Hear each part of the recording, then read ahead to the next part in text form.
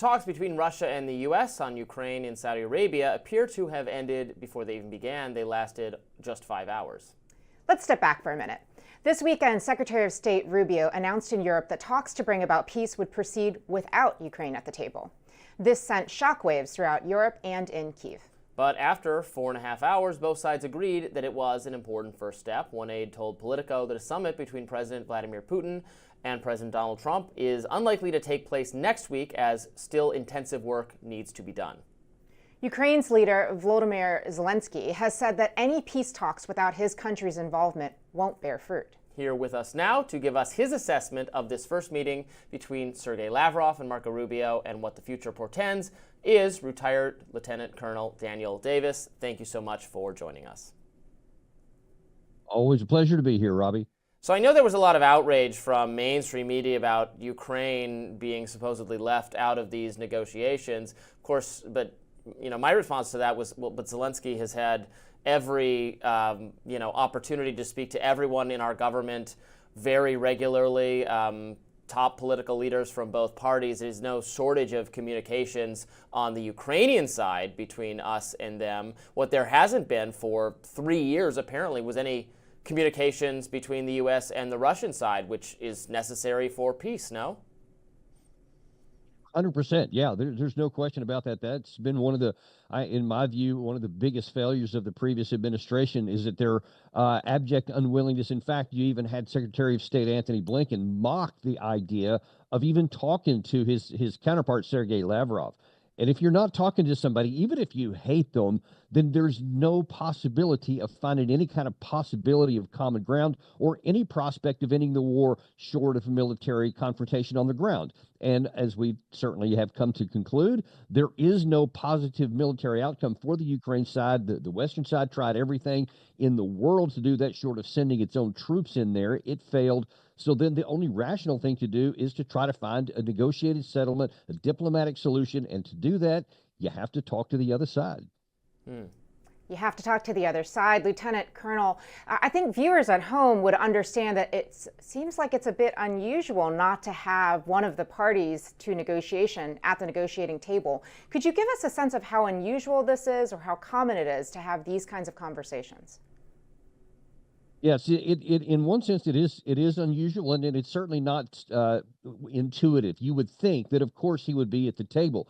But I have to say that, and I think that the Trump administration has concluded, because of the conversations that they have had with Zelensky, with some of the things he keeps saying in public, that they don't view him as a credible person with which to have negotiations, because you have Zelensky going on U.S. television, his own reporting that he comes out, his videos that he makes, and he's saying stuff like, I want nuclear weapons, I'm going to be in NATO, I'm not going to give up any territory. He literally said that 24 hours ago.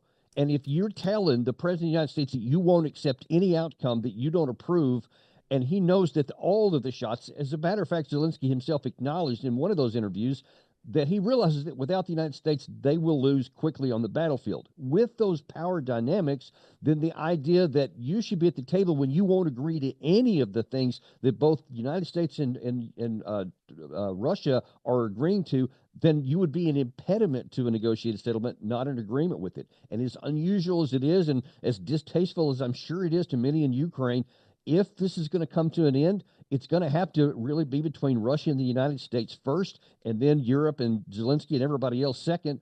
Or, I'm telling you, here's the bad part, or the war will continue and eventually Russia will just seize by force of arms what it wants on the ground. That's the harsh reality that too few in the West acknowledge. Yeah, I saw a poll yesterday that actually CNN discussed showing, increasing skepticism on the U.S. side among the U.S. people, actual voters, to continue supporting, unlimited financial assistance to Ukraine, the policy of the previous administration. Do you think Zelensky is he worrying that elections are going to be one of the sticking points in this negotiation? I know Russia said something to the effect that they want new elections in Ukraine that were suspended because of the war effort. Is Zelensky thinking about his own political future, rather than realistically focused on whether his country could possibly hold out in terms of the military effort? Well, in my view, he has been disconnected from the combat reality for quite a long time now, because by all rights, this war should have been negotiated at an end in Istanbul in 2022. And then if they didn't want to do that, then it definitely should have been done after the 2023 offensive that the Ukraine side tried, where it was about a half a year's worth of attempts to break through the Russian side and force them out, an abject failure to even get through the first of 5 Russian defensive lines. That's when the Ukrainian leaders should have recognized reality and said, we have to get a negotiated settlement to save as much as we can. Instead, he continued prosecuting the war, and now then they are where they are. You had Secretary Rubio today in one of his comments specifically addressing that point you made. He said Trump is not interested in having a forever war and just continuing funding this war. It just ad nauseum, with no strategy, with no end state even in mind.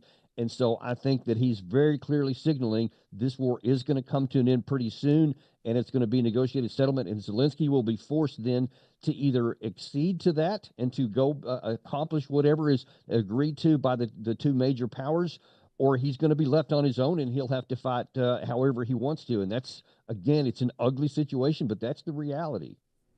So hearing your critique of the discussions or lack thereof to date over the past few years since the invasion in 2022, when would you say it is appropriate to bring Ukraine to the table, if not now?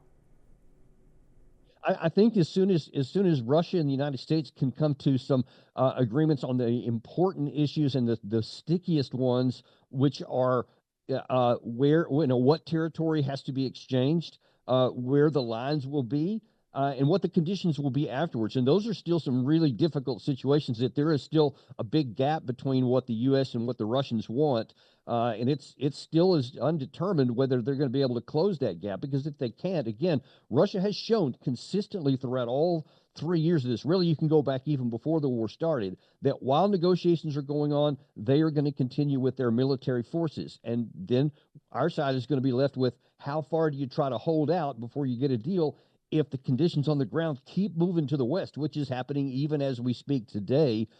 So that's the real problem. And because until those are negotiated and discussed or agreed upon by the two sides, then there's nothing to even bring either Europe or Zelensky in on. So there's a lot of difficult work to go on there, and this could get worse.